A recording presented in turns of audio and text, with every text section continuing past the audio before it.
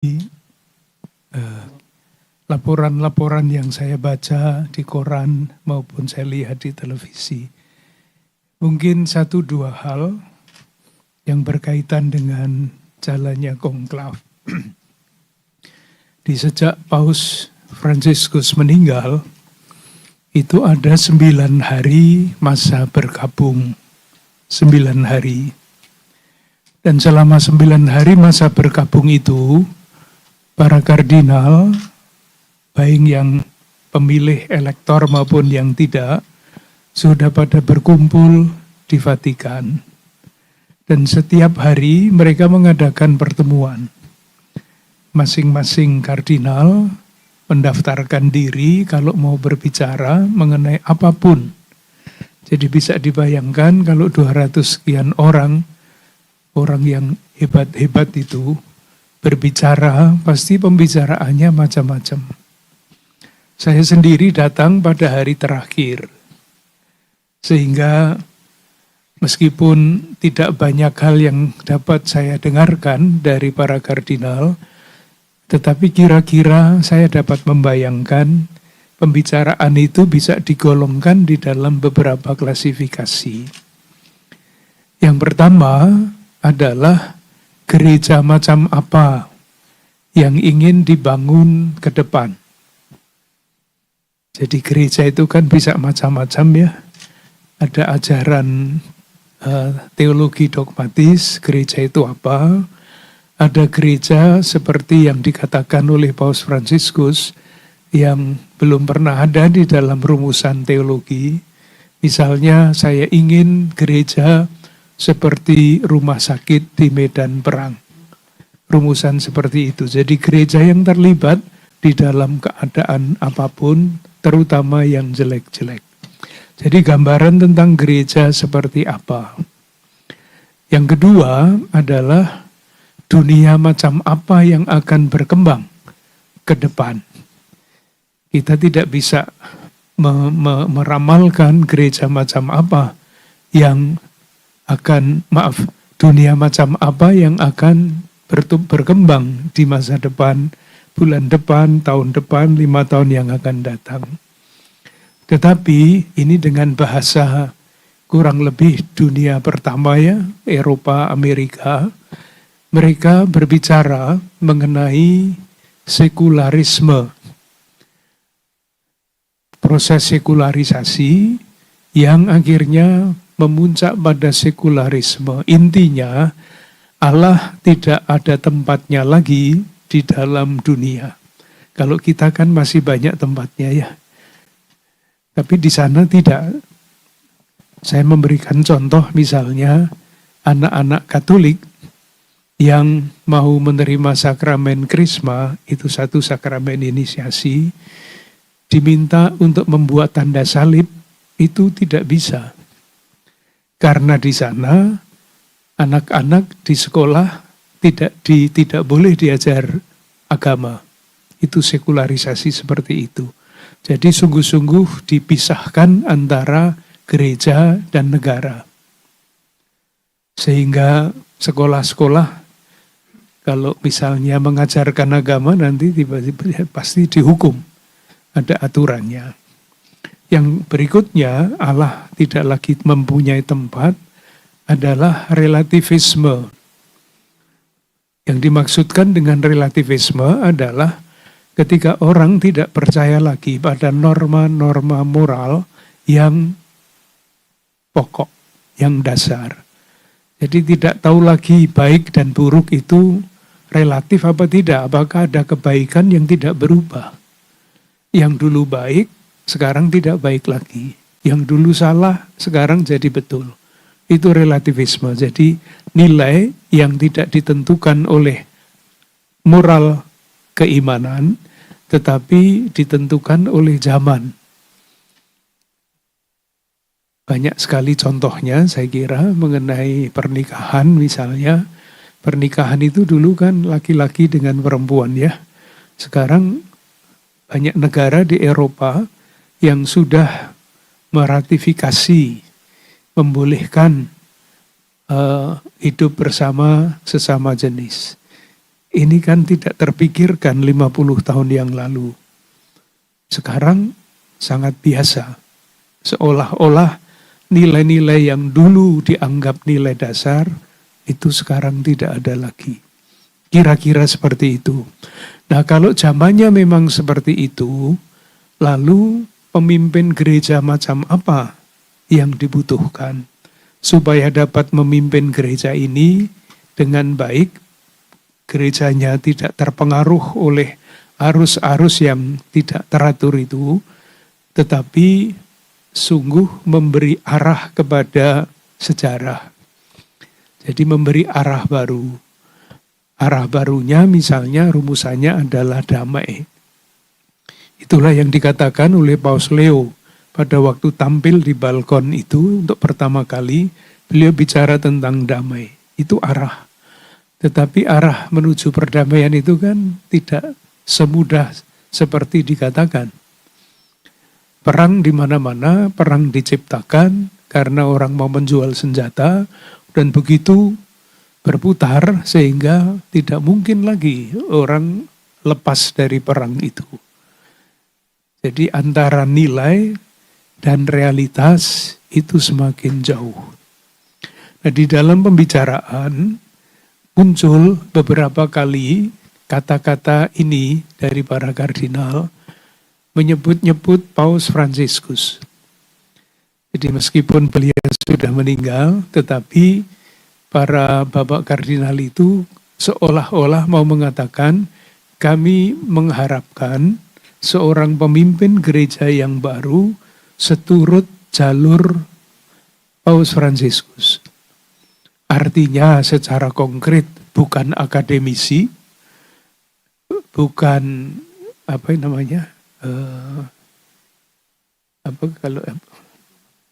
bukan diplomat, bukan teolog. Kami mengharapkan seorang pastor, artinya gembala yang terlibat di dalam kehidupan dunia. Itu diulang-ulang terus sehingga kira-kira kami yang ikut di dalam pertemuan-pertemuan sebelum konklav itu sudah seolah-olah mendapatkan arah nanti yang mesti dipilih adalah tokoh-tokoh yang sungguh pastor. Ketika konklav masuk, meskipun pembicaraannya pada masa pra-konklav itu bermacam-macam sekali, ketika masuk konklav itu seolah-olah semuanya berubah nadanya. Memang kelihatannya serem ya, konklav, karena semuanya digeledah. Koper saya yang tidak pernah dibuka oleh polisi pun dibuka oleh polisi, dua-duanya. Yang kecil dan yang besar diteliti betul-betul ada apa supaya kerahasiaan konklav itu dijamin. Itu maksudnya. Kamar itu juga sudah disterilkan. Baru ketika saya masuk ke kamar itu, segelnya dibuka. Jendela-jendela semua disegel supaya tidak ada komunikasi dengan orang luar sehingga tidak bisa ini nanti pilih ini ya, nanti pilih ini, tidak ada sama sekali. Tidak mungkin. Nah, ketika kami masuk konklav, seolah-olah semuanya perbedaan-perbedaan itu tidak ada, hilang. Kami masuk dengan tenang, suasananya doa hening, terus diam, sambil menyanyi berdoa menuju kapel Sistina. Dan di situ mulailah ada macam-macam penjelasan mengenai tata cara, semuanya sudah ada bukunya, detail, sangat detail. Bahkan menghitung suara pun ada caranya. Sebelum dihitung, di opio itu ya, dikocok. Supaya tidak kelihatan ini siapa yang memasukkan terakhir, supaya nanti tidak ada aturannya itu. Nah, ketika masuk ke konklav, semuanya berjalan bagus. Tetapi ada yang membuat waktunya lebih panjang. Semestinya hari pertama, hari Rabu malam, itu jam 7 sudah selesai. Tetapi karena khotbahnya sangat panjang, maka jam 9 baru selesai. Lalu baru keluar asap hitam yang pertama itu. Itu karena khotbahnya terlalu panjang. Maka Romo nanti kalau khotbah jangan panjang-panjang ya. Iya, itu putaran pertama masih menjajaki, seperti kalau pemilihan ketua KWI itu ya masih banyak sekali nama-nama yang muncul. Meskipun tidak semua.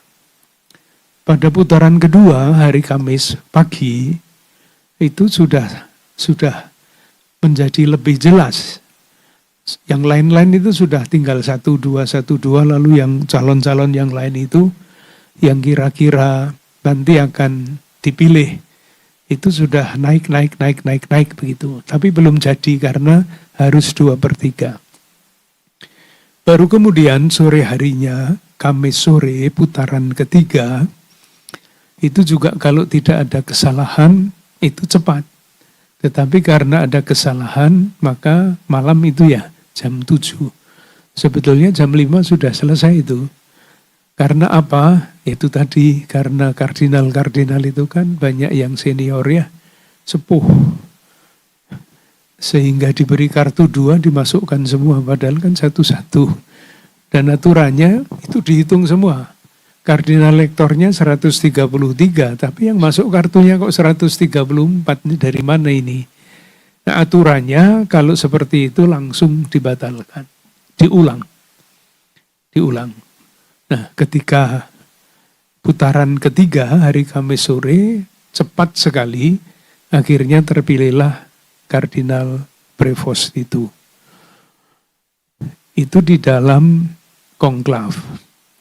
Sesudah konklav, hari berikutnya Paus terpilih masih mengundang para kardinal untuk berbicara bersama-sama, mendengarkan lagi. Padahal sudah sekian banyak yang didengarkan, masih kurang mendengarkan, tapi itu simbolik. Yang mau ditunjukkan oleh Paus adalah kita mau berjalan bersama-sama. Jadi silahkan menyampaikan pikiran-pikiran, dan ternyata banyak sekali yang ingin berbicara lagi. Itu rupa-rupanya harapannya besar sekali, mau apa. Tetapi karena waktunya terbatas, daftarnya itu masih 38 yang mau bicara, di stop, tidak bicara. Intinya adalah ini, Paus Leo ini mau melanjutkan pendahulunya Paus Fransiskus untuk mencari jalan-jalan baru, mewujudkan, mengimplementasikan hasil Konsili Vatikan kedua. Itu satu. Lalu yang kedua, sadar bahwa itu semua tidak mudah. Dan itu berkaitan dengan masa Paskah. Paskah itu kan kisah mengenai pembebasan umat Allah perjanjian lama dari perbudakan Mesir menuju tanah terjanji. Itu kan perjalanan yang sangat panjang. Sehingga kalaupun cita-citanya damai, Paus Leo tahu bahwa itu tidak mudah. Yang diwartakan damai, tapi yang terjadi adalah perang, konflik. Dan itu sangat memprihatinkan beliau, sangat memprihatinkan gereja. Sehingga sebelum konklav mulai, ada suatu komunike, pernyataan dari pertemuan para kardinal itu, mengajak, menghimbau untuk mengakhiri perang di Gaza, di Ukraina, di Sudan, dan di tempat-tempat lain yang banyak sekali itu. Tetapi itu bukan hal yang gampang. Karena apa? Nah ini sekarang refleksi saya ya. Dulu ada pepatah bahasa Latin, si vis pacem para bellum. Artinya, kalau Anda menghendaki damai, siapkanlah perang. Nah kalau begitu kapan selesainya perang itu? Si vis pacem para bellum, artinya maksudnya kalau tidak mau ada perang harus ada yang adidaya yang tidak bisa dilawan oleh yang lain-lain. Sekarang ada gium di dalam gereja Katolik itu berubah. Bukan si vis pacem para bellum, tetapi si vis pacem para justitiam. Kalau Anda menghendaki damai, tegakkanlah keadilan. Tapi kan ini idealisme yang sangat tinggi ya. Apakah orang mau adil? Nanti tidak ada negara-negara super kaya raya. Yang lain nanti menjadi objek penghisapan dan sebagainya. Jadi bagaimana? Jadi proyeknya bagus, pidatonya bagus, tetapi kita semua tahu itu tidak mudah seperti yang diucapkan. Sampai di situ dulu. Kalau ada yang mau tahu lebih lanjut, yang sejauh yang boleh saya sampaikan tentu saja ya. Baik. Terima kasih Bapak Kardinal. Sekarang dibuka kesempatan untuk teman-teman bertanya. 3 dulu ya. Ya, 1 dari Hidup, lalu yang kedua dari Kompas.com. Kompas.com. 2 ya. Baik, silakan yang pertama nama dan media. Saya Evi Susanto dari Hidup. Bapak Kardinal, saya mau bertanya, apa makna peristiwa konklav bagi Bapak Kardinal dan bagi Gereja Keuskupan Agung Jakarta atau bagi gereja di Indonesia? Ya jelas konklav itu kan menghasilkan pemimpin baru gereja. Dan gereja Katolik itu kan satu ya, ikut pemimpinnya yang paling tinggi di Vatikan sana. Tentu, nah ini, kita kan baru dengar sepotong-sepotong ini Paus Leo ini.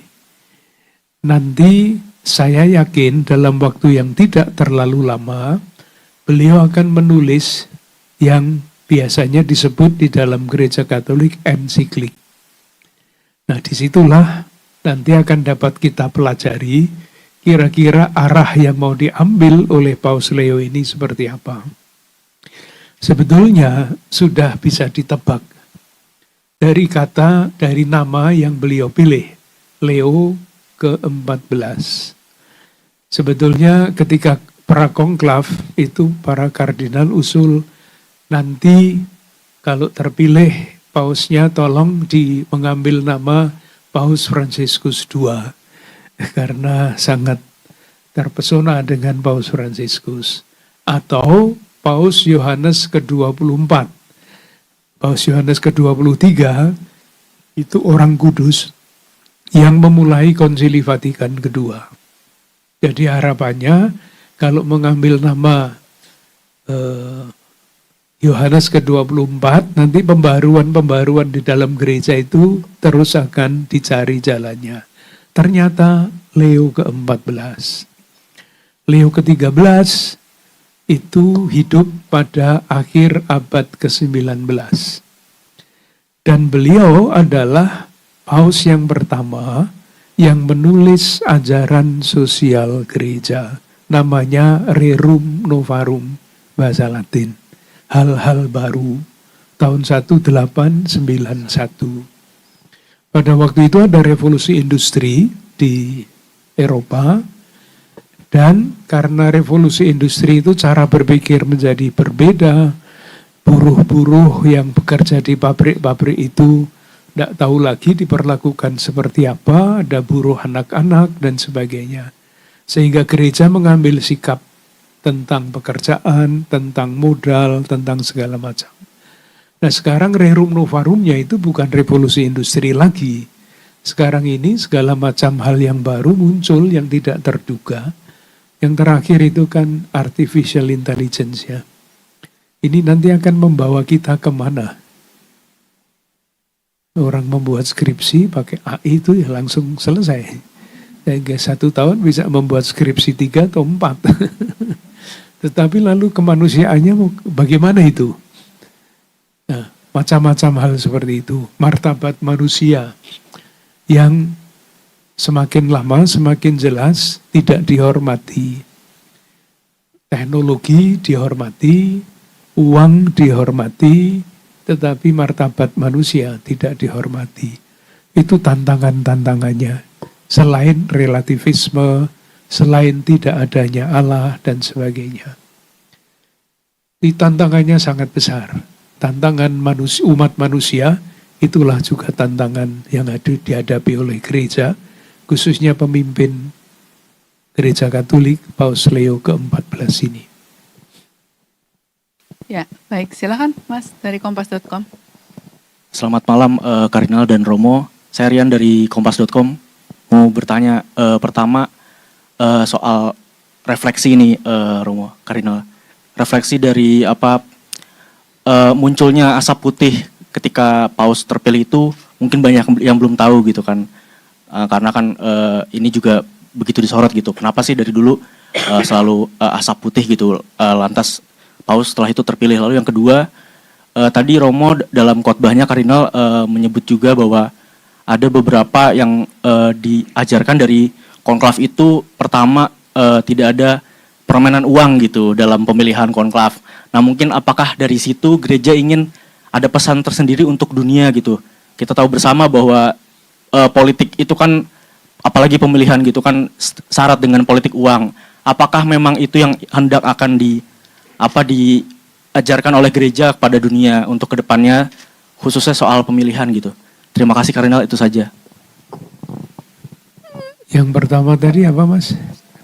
Asap, ya. Ambil saja contoh Mas ya. Ini di dalam Gereja Katolik masih dalam masa Paskah. Dan kalau melihat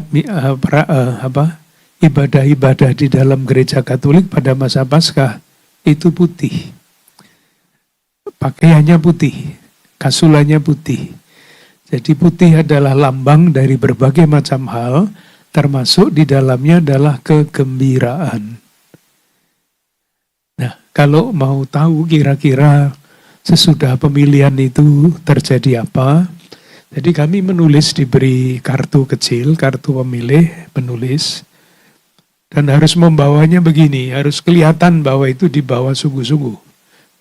Lalu sampai di tempat mengumpulkan kartu itu, sumpah. Saya bersumpah di hadapan Tuhan bahwa yang saya pilih, saya tulis ini hanya melulu yang dikehendaki Tuhan, bukan pilihan saya. Jadi sudah, kalau mau gampang ya ditakut-takuti seperti itu. Dan sumpah itu diucapkan di dalam lukisan, di depan lukisan Michelangelo di Kapel Sistina, yang lukisannya itu pengadilan terakhir. Jadi nanti kalau main-main, awas. Jadi memang seperti itu. Jadi sesudah masuk ke dalam lempengan tempat ini, tempat pengumpulan suara, aturannya harus dikocok. Tapi waktu itu saya yang dapat tugas untuk mengocak-kocak itu berat. Saya minta izin apakah boleh diuet-uet di dalam. Boleh. Lalu sesudah diuet-uet itu dihitung satu persatu. Dipindahkan ke tempat lain. Nah kalau sudah cocok 133, lalu mulai dibuka satu persatu, yang menghitung itu 6 orang. Jadi untuk tidak keliru. Jadi kalau satu semuanya cocok, lalu kartu yang pada orang yang ke-6 itu ditusuk dengan jarum. Nanti dikumpulkan dan dibakar.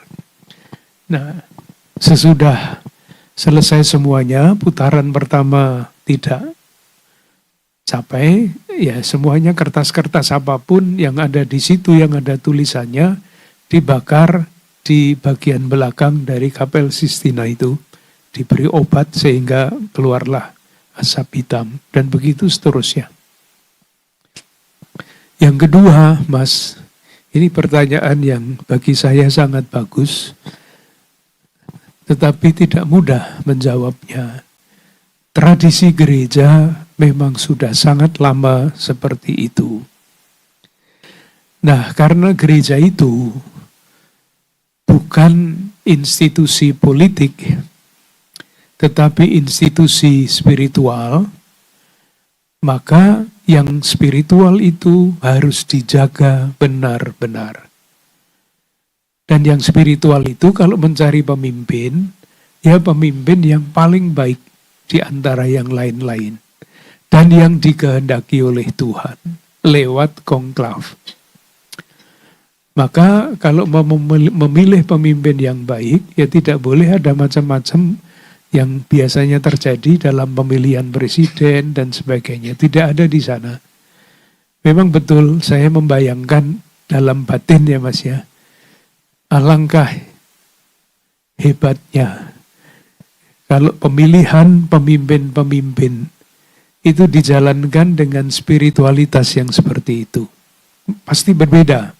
Memilih presiden pasti tidak sama dengan memilih paus.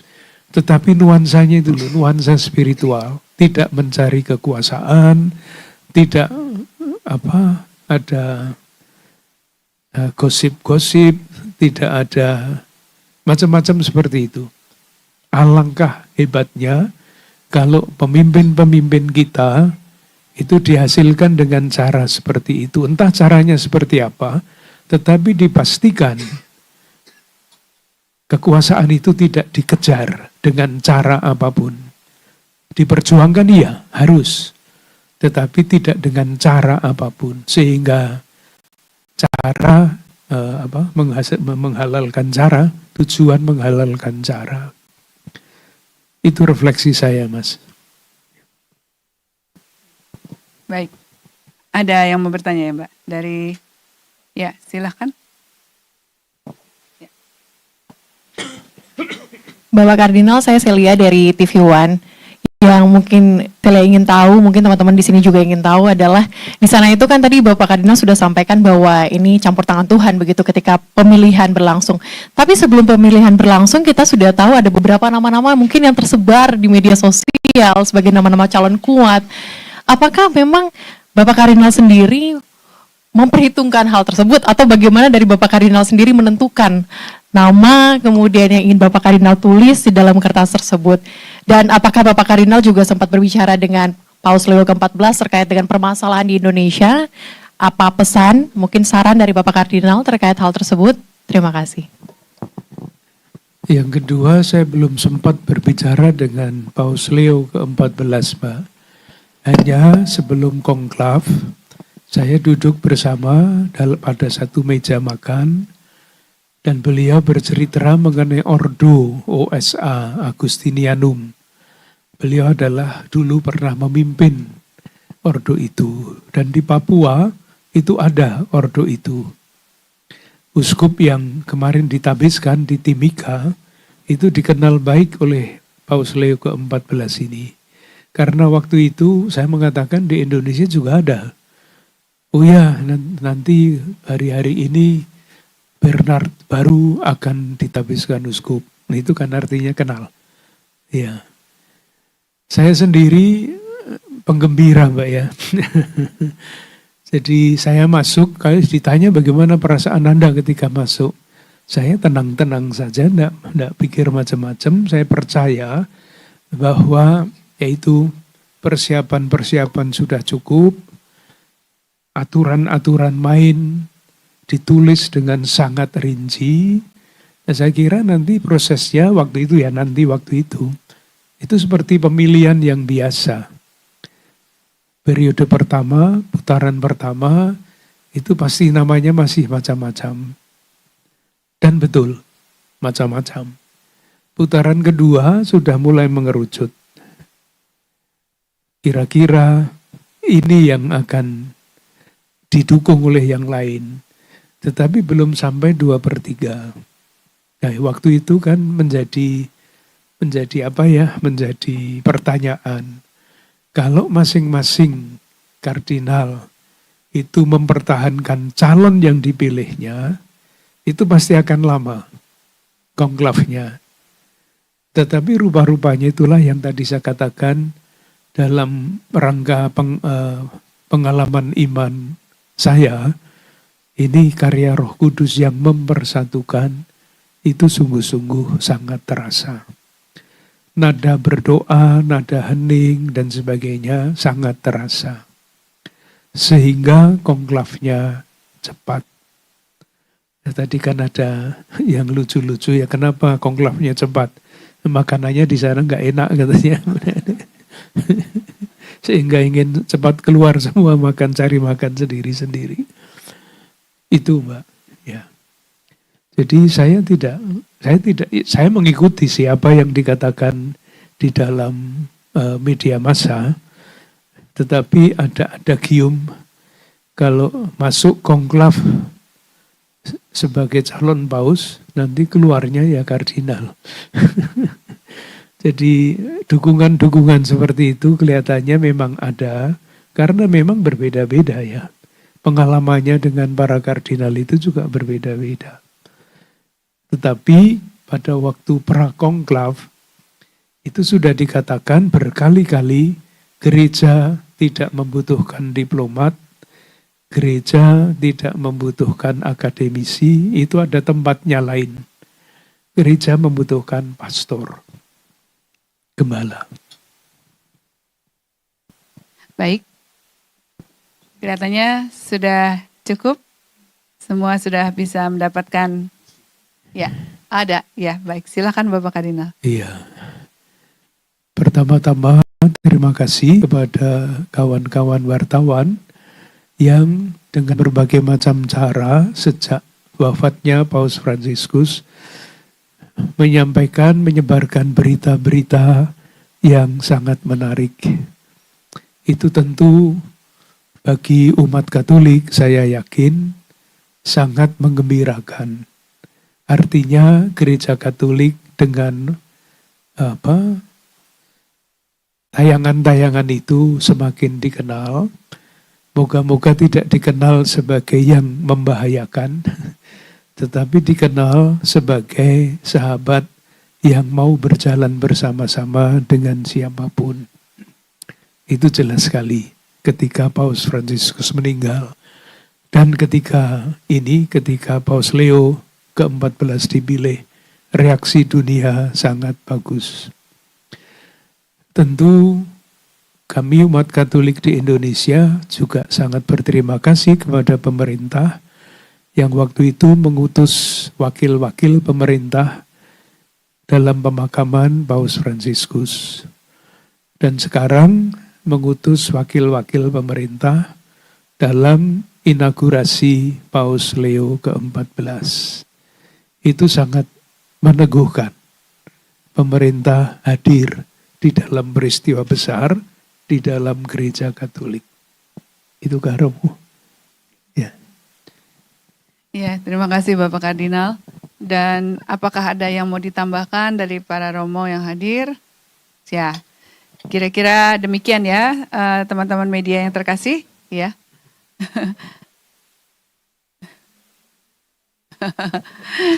Ya baik, saat ini saya persilahkan untuk bisa mengabadikan momen untuk bersama. Silakan Bapak Kardinal bersama Romo untuk berdiri ya, untuk difoto. Silakan.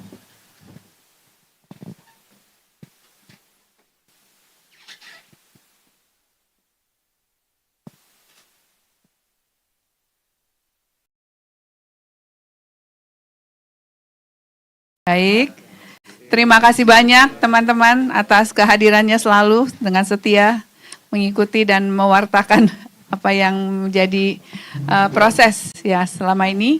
Dan ya terima kasih semuanya